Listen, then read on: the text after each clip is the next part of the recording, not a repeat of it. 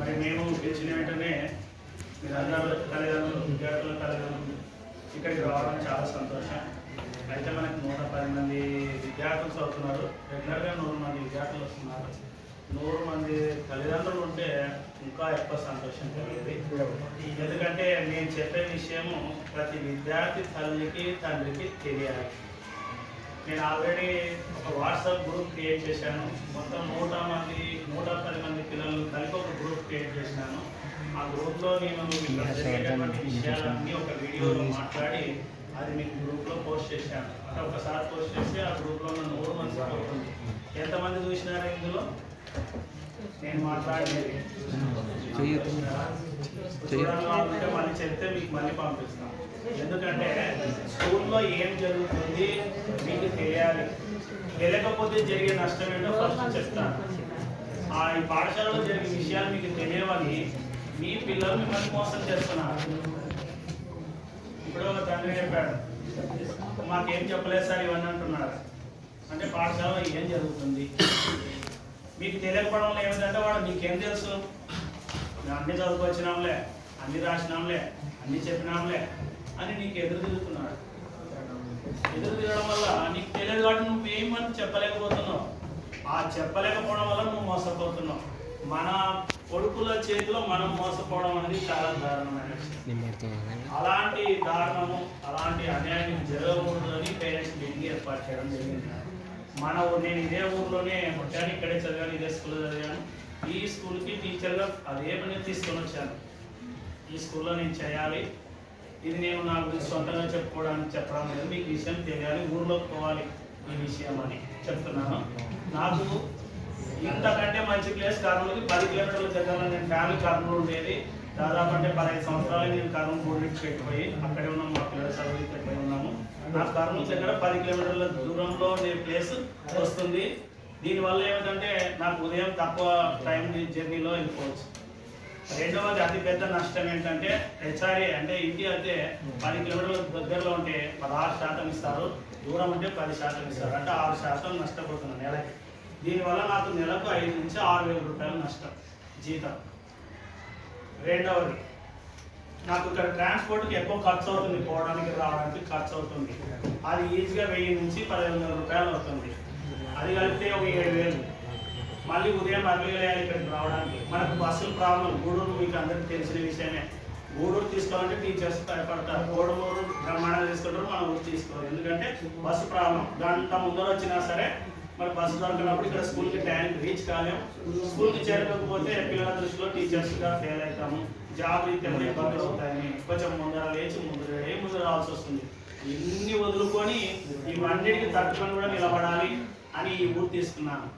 ఎందుకంటే మన ఊరికి విద్యార్థులకు చదువు నేర్పిస్తే ఈ చదువు ద్వారానైనా ఈ ఊరికి నేను కొంతైనా ఉపయోగపడిన వాడిని అవుతాను, అర్థంగా ఉపయోగపడాలి. పుట్టిన ఊరికి, చదివిన స్కూల్కి ఏదైనా నేను చేయాలనేటటువంటి తపనతో వచ్చాను. ఈ రకంగా చూస్తే నెలకు 7,000 వేస్తే కూడా 12 నెలలకు 12 ఏళ్ళు 24,000 రూపాయలు. నేను ఇక్కడ 8 సంవత్సరాలు పనిచేస్తాను. 8 సంవత్సరాలకు ఎన్ని లక్షలు అయితే లెక్కేసుకోండి మీరే. ఇన్ని లక్షల రూపాయలు కూడా వద్దనుకొని వచ్చాను. శ్రమ ఒక్కరోజు కాదు, నాది ప్రతిరోజు ఉంటుంది. 8 సంవత్సరాలు తిప్పబడాలి. ఉదయం లేయాలి, సాయంత్రం లేకపోవాలి. అయినా సరే సిద్ధపడినా కేవలం మన ఊరి పిల్లల కోసం వచ్చాను. తీరా వచ్చినాక ఇక్కడ చూస్తే పిల్లలు బాగా తల్లిదండ్రులను బాగా మోసం చేస్తున్నారు. ఏ తండ్రిని అడిగినా మా వాడేం చెప్పలేదు సార్, మా వాడేం చెప్పలేదు సార్ అంటున్నారు.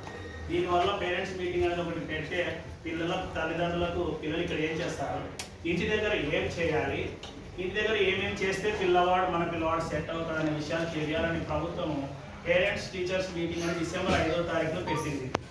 పెడితే ఆ మీటింగ్కు వీళ్ళందరూ చెప్తారని నమ్మినాం. మీ పిల్లల నమ్మి మీ గతంలో చెప్పండి అంటే చెప్తారులే అనుకున్నాం. మేము కూడా మోసమైనాం. చూడండి, డిసెంబర్ 5వ తారీఖు మీరు ఎవరు రాలేదు. డిసెంబర్ 5వ తారీఖు ఎవరు రాలేదు. మరి పెద్ద మీటింగ్ ఒక రాష్ట్రం మొత్తం మీద ప్రభుత్వం ప్రతి స్కూల్లో పెట్టింది. ఎందుకంటే డిసెంబర్ 6వ తారీఖు నుంచి మార్చి నెలలో 16వ తారీఖు ప్రారంభమైనటువంటి పబ్లిక్ ఎగ్జామ్స్ వరకు 100 రోజుల ప్లాన్ చేసింది ప్రభుత్వం. మీ పిల్లలు మన పిల్లలు మన పిల్లలే అంటారు. మన పిల్లలు 10వ తరగతి ఖచ్చితంగా పాస్ కావాలి. పాస్ కావడం కాదు, ఎక్కువ మార్కులు తెచ్చుకొని వాడు మంచిగా లైఫ్ పొందాలనే ఉద్దేశంతో ప్రభుత్వం 100 days ప్లాన్ తయారు చేసింది. అది తల్లిదండ్రులకు చెప్పాలి. డిసెంబర్ 5 మీటింగ్ జరిగితే మీకు ఆ విషయాలు చెప్తే డిసెంబర్ 6వ తారీఖు నుంచి మేము కలిసి దాన్ని ఫాలో అయినామంటే మన పిల్లలు బాగా చదివి మంచి రిజల్ట్ వచ్చి పాస్ అవుతారన్న ఉద్దేశంతో ఆ మీటింగ్ ప్రభుత్వం పెట్టింది. దానికి మేము అన్ని ఏర్పాట్లు చేసాం. ఇక్కడ మొత్తం శానిటైజేషన్ కోచింగ్ చేసాం, కలర్ పేపర్లు అర్పించాం, ఒక పండుగ లాగా తయారు చేసి పెట్టినాం స్కూల్కి. తీరా వస్తే తల్లిదండ్రులు రాలేదు. కారణం ఏమిటంటే ఈ పిల్లలు మమ్మల్ని మోసం చేశారు అని అర్థమైంది. సో ఇప్పుడు కూడా కొందరు తల్లిదండ్రులకు చెప్పని పిల్లలు ఉన్నారు. ఇప్పుడు కూడా 3 రోజుల నుంచి చెప్తున్నా, మీటింగ్ ఉంది. 3 వారం రోజుల క్రితం నుంచి డేట్ ఫిక్స్ చేయకుండా నెక్స్ట్ వారంలో ఏదో ఒక రోజు తెచ్చండి, తల్లిదండ్రులకు చెప్పండి అని చెప్తున్నా. కొందరు చెప్పినారు మంచి పిల్లలు, కొందరు చెప్పలేదు. ఎవరు చెప్పారు? ఎవరైతే స్కూల్కి సక్రమంగా రారో, ఎవరైతే స్కూల్లో సరిగా చదవారో ఆ విషయాలు మీరు ఇక్కడికి వస్తే నేను మీకు చెప్తాను కదా. ఆ విషయాలు మీకు తెలిస్తే మళ్ళీ మీరు వాళ్ళని ప్రశ్నిస్తారు కదా.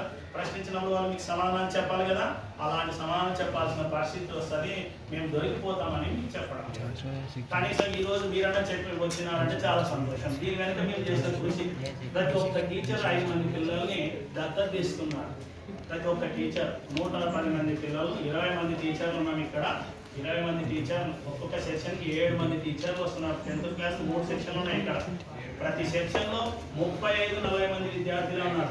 టీచర్ 7 మంది, 7 సబ్జెక్టు 7 మంది టీచర్లు ఉన్నారు. మేము చదువుతున్నప్పుడు అలా లేదు. ఇప్పుడు బ్రహ్మాండంగా ఉన్నారు. అన్ని క్లాస్ రూమ్లు ఉన్నాయి, బెంచీలు ఉన్నాయి, ఐఎఫ్పి ప్యానల్ ఉన్నాయి.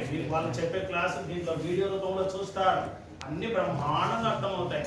ప్రభుత్వం అన్ని రకాల వసతులు ఏర్పాటు చేసింది.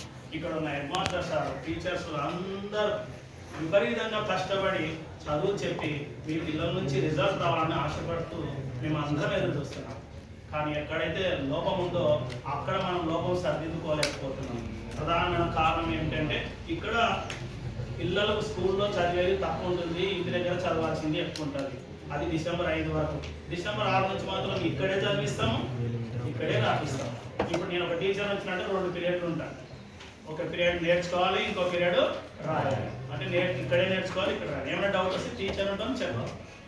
ఇది జరగాలి. ఇది జరిగిన తర్వాత ఇది ఉదయం నుంచి స్టార్ట్ అవుతుందండి. ఉదయం 8 గంటలకే టీచర్స్ వస్తున్నాం చాలా కష్టపడి. ఉదయం 8కి స్కూల్లో ఉండాలంటే 6:30కు మేము కర్నూలు ఉంటే కూడా బస్సు దొరకకుంటే 8కి రాలేమండి. అంత తిప్పలు ఉంటే కూడా ఉదయం ఎన్ని గంటలకు లేవాలి చూడండి. ఎన్ని గంటలకు లేచైనా సరే మనం 8 గంటలకు చేరాలి, మన పిల్లలకు ఉపయోగపడాలి. ప్రభుత్వం ఉదయం 8 గంటల నుంచి 9 గంటలకు 1 గంట, సాయంత్రం 4 నుంచి 5 గంటల వరకు 1 గంట, రోజు 2 గంటలు ఎక్స్ట్రా టైం కేటాయిస్తున్నామండి. వేరే ప్రైవేట్ జాబ్స్లో అయితే దీనికి ఓటీ అనే డబ్బులు ఎక్స్ట్రా ఇస్తారు. కానీ ఇక్కడ ₹1 కూడా ఇవ్వదు ప్రభుత్వం. కేవలం మీ పిల్లల కోసం చెయ్యాలి. మీ పిల్లలు మన పాఠశాలకు వస్తున్నారు, మీరు చేయండి అని ప్రభుత్వం ఉపాధ్యాయులను రిక్వెస్ట్ చేస్తే ఉపాధ్యాయులు కూడా మన పిల్లల కోసం మాత్రం చేయలేమా అని ఉదయం అర్లీగా లేచి తొందరగా రెడీ. ఇక మేడం వాళ్ళ పరిస్థితి అయితే ఇంకా చెప్ప పరిస్థితి ఇబ్బంది. వాళ్ళు ఎక్కడెక్కడో టౌన్లో ఇల్లు, ఇక్కడికి రావాలంటే ఉదయం 4కు లేచి అన్ని రెడీ చేసి మళ్ళీ వాళ్ళు రెడీ, మళ్ళీ ఆటో వచ్చి బస్ స్టాండ్కి వచ్చి బస్ ఎప్పుడు వస్తుంది మరి బస్ వచ్చి ఆడది మళ్ళీ అక్కడి నుంచి ఇంత దూరం నడిచిరా. ఇవన్నీ సరే కట్టుకొని మరీ ఇక్కడికి వస్తే ఇక్కడ పిల్లలు ఉండడం లేదు. టీచర్లు ఏమో వస్తున్నారు 8 గంటలకు. మీ ఇంట్లో మీ పిల్లలు ఎందుకు బయలుదేరుతున్నారో మీరు ఊహించుకోండి. ఇక్కడికి వాడు పిల్లవాడు ఇక్కడ 8కి ఉండాలంటే మీ ఇంట్లో వాడు ఖచ్చితంగా 7:30కు బయలుదేరాలి. బయలుదేరి టీచర్కు రావడం కంటే ముందర వచ్చి టీచర్ కోసం ఎదురు చూడాలి విద్యార్థులు. అలాంటి విద్యార్థులను చూస్తే టీచర్కి ఏమనిపిస్తుంది? ఇలాంటి పిల్లల కోసం ఎంతైనా చేయాలనిపిస్తుంది. ఆ ఎంతైనా చేయాలని ఉత్సాహం వచ్చినప్పుడు మీ పిల్లలు బ్రహ్మాండంగా చదువు నేర్పించి ఇంకా మన పిల్లలు బాగా ఎదుగుతారు అనుకుంటారు. అసలు ఇక్కడ పిల్లలే లేకుంటే, ఇంత కష్టపడి వచ్చి ఇక్కడ పిల్లలు లేకుంటే ఇలాంటి పిల్లల కోసమా మేము ఇంత తిప్పలు పడి వచ్చేదని నిరుత్సాహపడిపోతున్నాం మేమందరం. ఎప్పుడు 8కి స్టార్ట్ అయితే ఎప్పుడో 8:30కు ఒక్కరు, 8:45కి ప్రేయర్ అయ్యే ముందర వచ్చేది. ఇదేంటండి? మీకు ఈ విషయం తెలియదు కదా. ఉదయం 8 కల్లా స్కూల్ కొందరికి తెలిసి ఉంటుంది, కొందరికి తెలియదు. తెలియకుండా మీకు తెలియదని వాళ్ళు బయట తిరుగుతారు. బయట తిరిగి ఎప్పుడో వస్తాడు వాడు. మిమ్మల్ని అడిగితే మాకేం చెప్పలేదని అది వీడియోలో కూడా చెప్పాను. నేను ఉదయం 8కి ఇక్కడ ఉండాలి ఖచ్చితంగా. ఉదయం 8 గంటల నుంచి 9 గంటల వరకు సపరేట్ క్లాస్. 9కి స్కూల్ స్టార్ట్ అందరికి. మన 10వ తరగతి మాత్రం 8కి. ఇది ఇట్లా సాయంత్రం 4 గంటల వరకు క్లాసెస్ 2 పీరియడ్లు, 2 పీరియడ్ నేర్చుకోవాలి, 1 పీరియడ్ రాయాలి, 1 పీరియడ్ నేర్చుకోవాలి, 1 పీరియడ్ రాయాలి, 1 పీరియడ్ నేర్చుకోవాలి, 1 పీరియడ్ రాయాలి. ఇలా 4 గంటల వరకు రాసిన తర్వాత 4 గంటల నుంచి 5 గంటల వరకు ప్రతిరోజు పరీక్షలు రండి. 100 రోజులు 100 days ప్లాన్లో 100 రోజులు 100 పరీక్షలు రాయాలి వాడు. రోజు ఒక సబ్జెక్ట్ ఉంటుంది. ఈరోజు తెలుగు ఉంటే రేపు హిందీ, ఎల్లుండి ఇంగ్లీష్, ఆ తర్వాత మ్యాథ్స్, ఆ తర్వాత సైన్స్, ఆ తర్వాత సోషల్, మళ్ళీ అయిపోతేనే మళ్ళీ తెలుగు, మళ్ళీ హిందీ, మళ్ళీ ఇంగ్లీష్, ఇలా అన్ని పరీక్షలు 100 రోజులు ఎందుకు పెట్టింది ప్రభుత్వం అంటే ఆ 100 రోజులు బాగా నేర్చుకున్న పరీక్షలు కానీ బాగా రాసినారంటే మీరు 10 సంవత్సరాలు కష్టపడినటువంటి ఆ శ్రమకు ఫలితం దక్కుతుంది. తల్లిదండ్రులు ఎన్నో కష్టాలు పడింది, అందరూ ఎన్ని ఇబ్బందులు ఉన్నా మీ పిల్లల్ని మీరు కూలికి పిలుచుకోవాలని అవసరాలు మీ ఇంట్లో ఉన్నా మీరు పిలుచుకోకుండా పంపిస్తున్నారు. అందుకోసం మేము కష్టపడుతున్నాం. ప్రభుత్వం కూడా అలాంటి తల్లిదండ్రుల ఆశలు నెరవేరాలి, ఈ పిల్లలకు మంచి భవిష్యత్తు ఉండాలని ఆ రకంగా ప్రతిరోజు 4 గంటల నుంచి 5 గంటల వరకు పరీక్షలు పెడుతున్నాం. ప్రతిరోజు పరీక్ష రాయాలి. అలా డిసెంబర్ 6 నుంచి 15 వరకు చూసానండి. 10 రోజులు చూసిన పిల్లలు సరిగా రాస్తలేరు ఎగ్జామ్స్.